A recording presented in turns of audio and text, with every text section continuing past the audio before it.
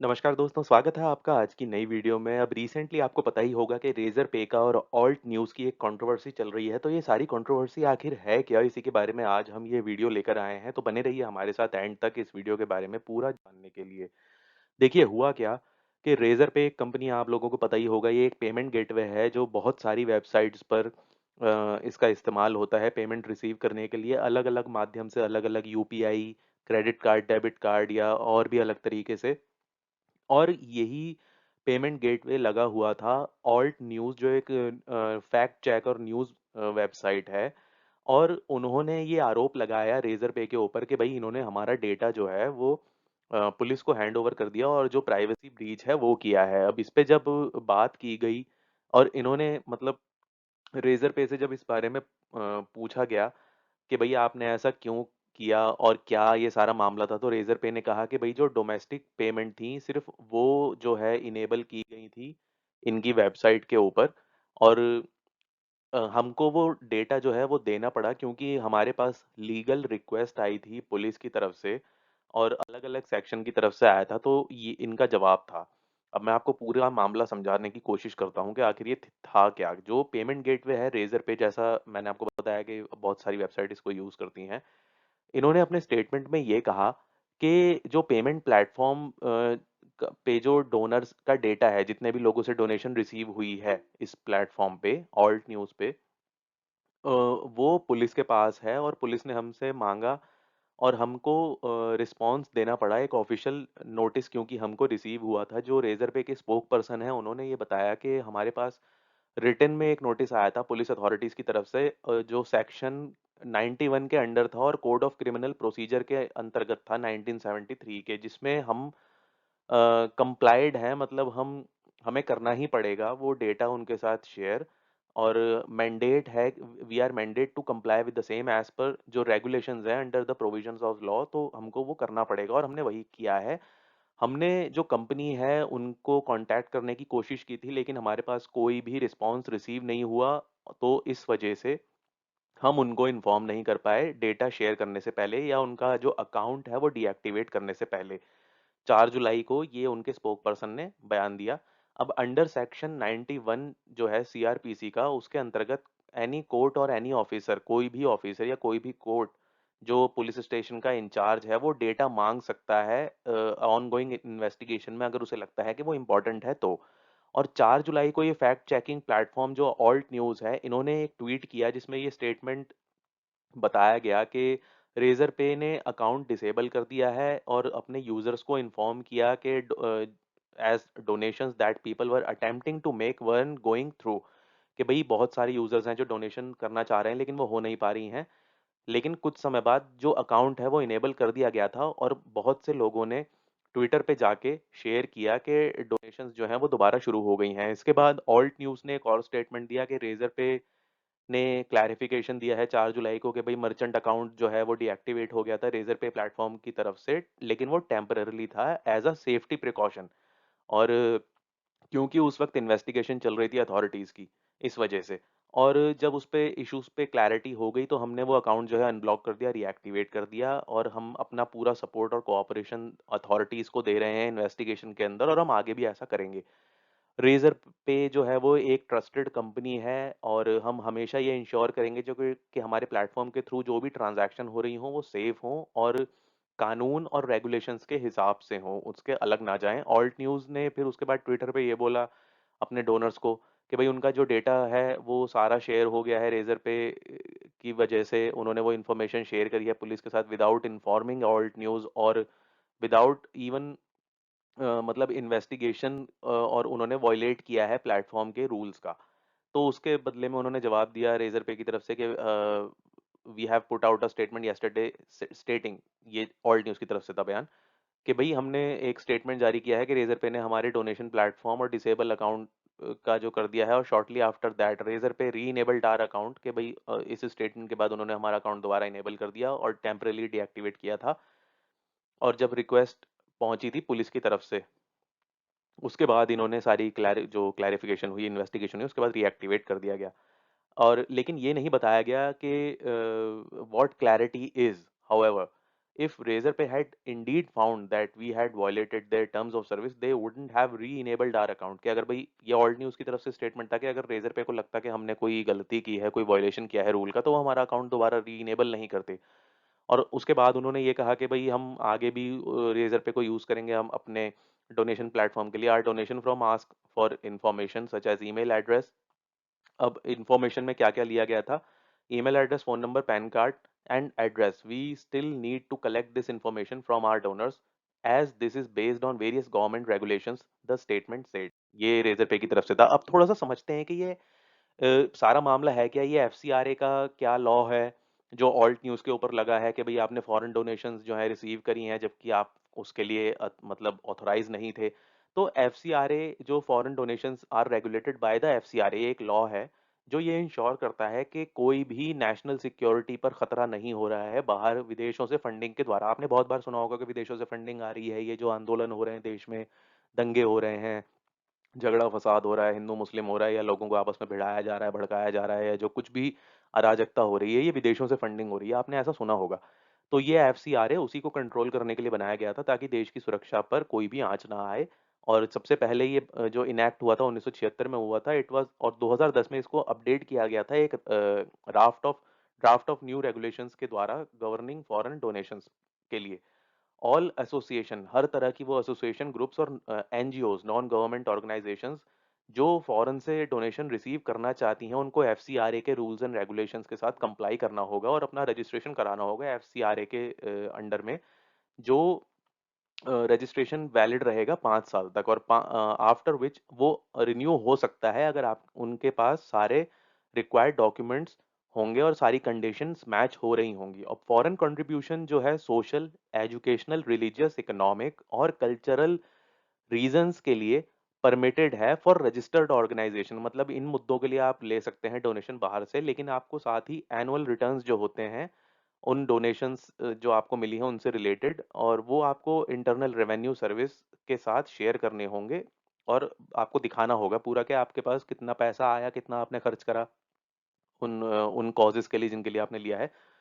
2015 में ministry of Home affairs जो था उन्होंने एक न्यू गाइडलाइंस इशू की थी कि जिसमें एनजीओ को ये क्लैरिफाई करना पड़ेगा कि फॉरेन फंडिंग जो वो एक्सेप्ट कर रहे हैं वो इंडिया की सोवर्निटी और इंटेग्रिटी को कोई नुकसान नहीं पहुंचाएगी, या कोई नेगेटिव इन्फ्लुएंस जो फ्रेंडली रिलेशंस हैं विद अदर कंट्रीज और अंडरमाइन कम्युनल हार्मनी, उस जो कम्युनल हार्मनी है उसको कोई नुकसान नहीं पहुंचाएगी, या दूसरे देशों के साथ जो रिलेशन है उनको उसको कोई नुकसान नहीं पहुंचाएगी।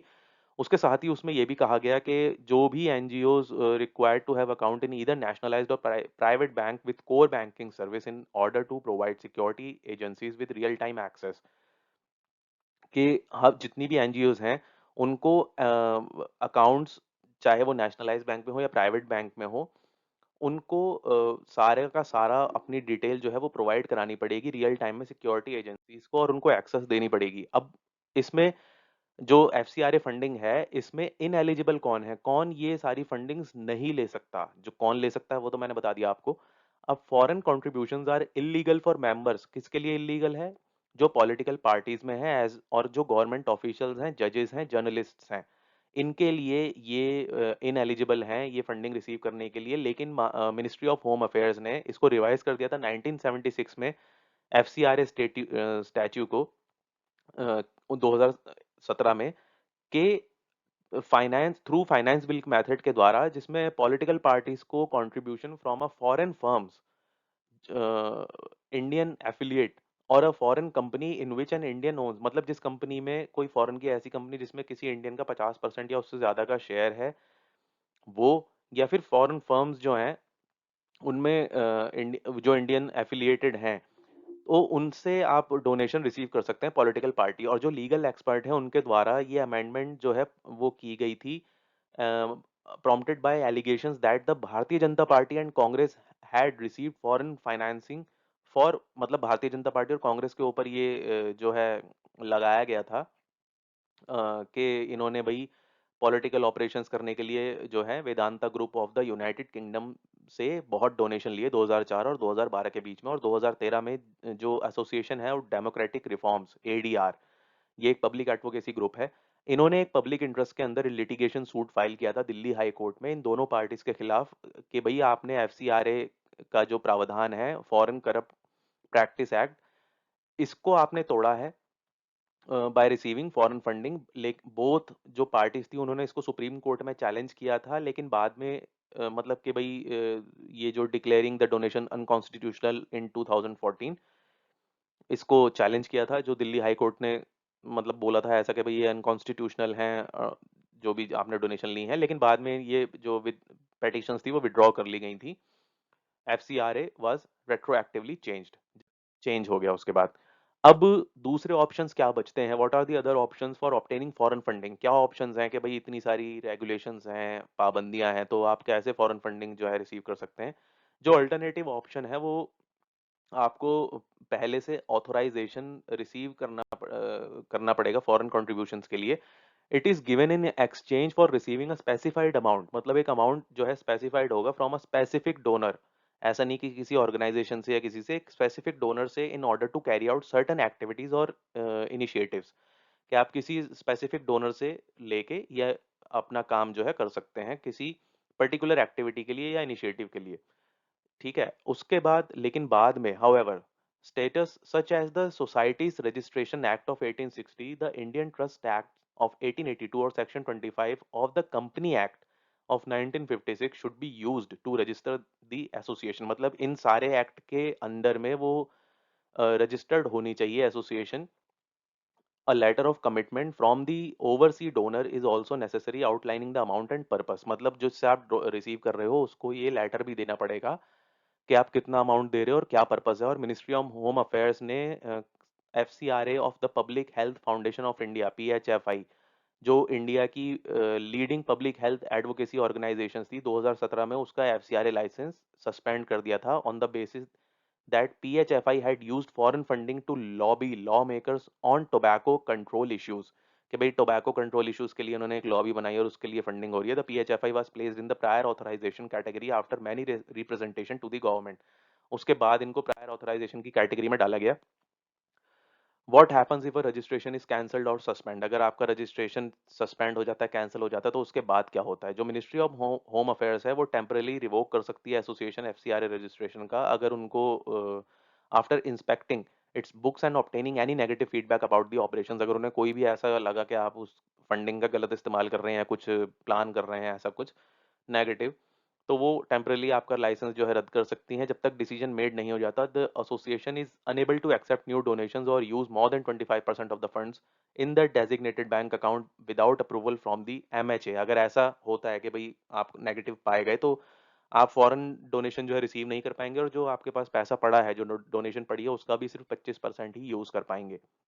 मिनिस्ट्री ऑफ होम अफेयर्स उसके बाद उसके पास अथॉरिटी भी है कैंसिल करने की किसी भी ऑर्गेनाइजेशन का registration, after which it will be ineligible for registration, जिसके बाद दोबारा रजिस्ट्रेशन या ग्रांटिंग ऑफ प्रायर ऑथराइजेशन 3 साल तक के लिए नहीं मिलेगा। और audit uncovers problems in an NGO finances such as misappropriation of foreign cash, registrations are also revoked। तो इसके बाद ये सारी पाबंदियां भी आपके ऊपर लगा दी जाएंगी कि आप मिस अप्रोप्रिएट जो कर रहे हैं, मिस यूज कर रहे हैं फॉरेन कैश का, रजिस्ट्रेशन वगैरह सब कुछ हटा दिया जाएगा, जो भी प्रोसीजर होता है। According to the FCRA, no certificate cancellation order can be granted until the person और NGO in question has had a reasonable opportunity to be heard. जब तक आपके पास कोई ठोस मुद्दा ना हो, ठोस सबूत ना हो अपनी बात कहने का, तो तब तक आपके जो है सर्टिफिकेट वगैरह जो कैंसिल किए गए हैं उनमें कोई भी चेंजेस वगैरह नहीं होंगे अकॉर्डिंग टू दी एफसीआरए। और NGO registration is cancelled after 3 years and it is not eligible for री रजिस्ट्रेशन। उसके बाद आप दोबारा री रजिस्टर नहीं कर सकते। गवर्नमेंट ऑल्सो सस्पेंड कर सकती है एनजीओ का रजिस्ट्रेशन 180 दिन के लिए, जब तक इन्वेस्टिगेशन चल रही है, और उस अकाउंट भी, फंड्स भी फ्रीज कर सकती है। Government instruction can be ओवरटर्न्ड in the high court, वहां पर चेंज हो सकते हैं। The majority of those whose registrations have been, जो मेजोरिटी है जिनके रजिस्ट्रेशन कैंसिल हो चुके हैं फाइनेंशियल इश्यूज को लेके, सस्पेक्ट पॉलिटिकल एक्टिविटीज को लेके, फॉलोइंग एन इंक्वायरी इनटू एमनेस्टीज। आपने सुना होगा अभी एमनेस्टी के ऊपर केस हुआ है कितने करोड़ का, तो Amnesty's financial practice by the Enforcement Directorate in 2018 में भी हुआ था।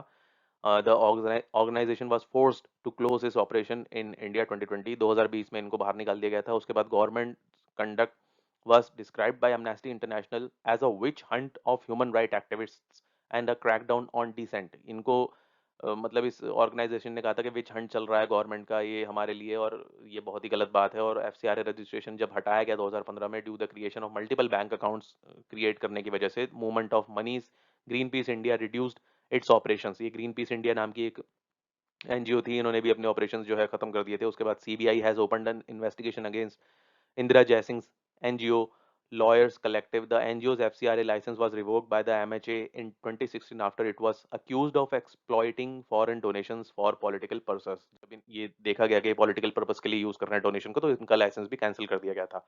एक और एनजीओ है सबरंग ट्रस्ट, जो एक्टिविस्ट तीस्ता सीतलवाड़ के द्वारा शुरुआत की गई थी। आपने इनका नाम सुना होगा, अभी पीछे काफी मुद्दा इनका उछला था, जो मोदी जी का केस था, जो सुप्रीम कोर्ट ने अपनी वर्डिक्ट दी थी 2002 गुजरात रॉयट्स के लिए कि भाई क्लीन चिट जो है वो कंटिन्यू रहेगी, और गलत इस्तेमाल किया गया है ये मुद्दे को जिंदा रख के। तो इनको भी अरेस्ट किया गया था, और इनका भी एफसीआरए रजिस्ट्रेशन रिवोक कर दिया गया था 2016 में, mixing foreign and local funds and spending funds on the publication of the communalism combat magazine शुरू करने के जुर्म में इनका लाइसेंस कैंसिल कर दिया था।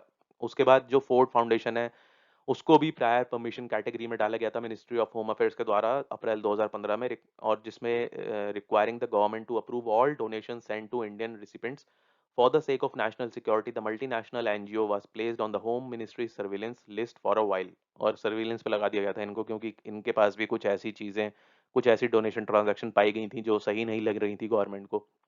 और due to the suspicion conversion के मामले को मतलब शक करते हुए जो गवर्नमेंट ने है वो स्टॉप कर दिया था compassion international from supporting NGOs in India in 2016। The Narendra Modi government has D registered around, मतलब दो 16,700 एनजीओज जो हैं वो डी रजिस्टर्ड कर दी गई हैं इन पिछले 7 सालों में। 2015 में देवर ऑलमोस्ट 10,000 कैंसलेशंस। 2015 में ही 10,000 से ज़्यादा कैंसलेशंस हुए थे, क्योंकि ये सारी एनजीओज की जो गतिविधियां थी, या जो बैंक अकाउंट थे, ट्रांजैक्शंस थे, मनी फ्लो था, जो इनकी एक्टिविटीज़ थी, वो सरकार को लगा कि कुछ नेगेटिव हो रहा है, ये कुछ सही नहीं हो रहा है, फंड्स का सही इस्तेमाल नहीं हो रहा है, तो इनको डी रजिस्टर कर दिया गया था। तो ये थी वीडियो इस सारे मुद्दे के बारे में। आई होप आपको ये मुद्दा क्लियर हुआ होगा कि ये जो इतने दिनों से चल रहा है ये क्या है, क्यों है, क्या ये मुद्दा है रेजर पे का, ऑल्ट न्यूज़ का, क्या सारा मामला था।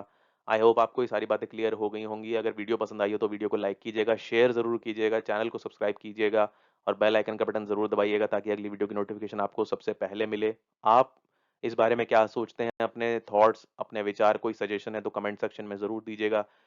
अपना ध्यान रखिएगा। जब तक हम अगली वीडियो लेकर आते हैं तो जल्दी ही मिलते हैं आपसे एक और अगली करंट अफेयर्स की वीडियो में। तब तक के लिए जय हिंद, जय भारत, वंदे मातरम, भारत माता की जय।